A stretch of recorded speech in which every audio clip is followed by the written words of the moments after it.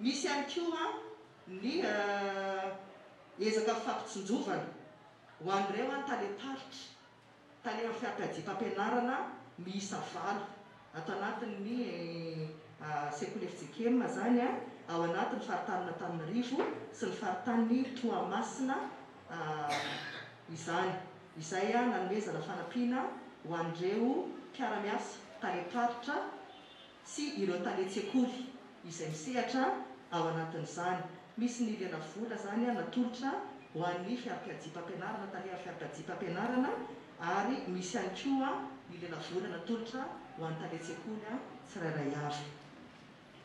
Misy ihany koa ny amin'ny tiady atao avaretina Covid-19 ity izay natolotry ny avy ao amin'ny CPM fitsapana fanana miisa 2 amby 20 ho an'ireo sekoly FJKM any faritra Antananarivo sy Tamatave zany izay isany tetikasa izay mitetina 9 hetsy sy 20 tapitrisa ariary. Izay zany teti-bolom-bediny io termomètre io.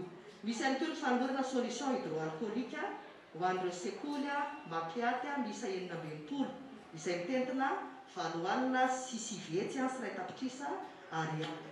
Ary misy ihany koa ny cache-bouche izay natolotra mampianatra sy ny mpampianatra any amin'ireo sehatra ny tenenina teo ireo izay mitentina 1 tapitrisa ariary.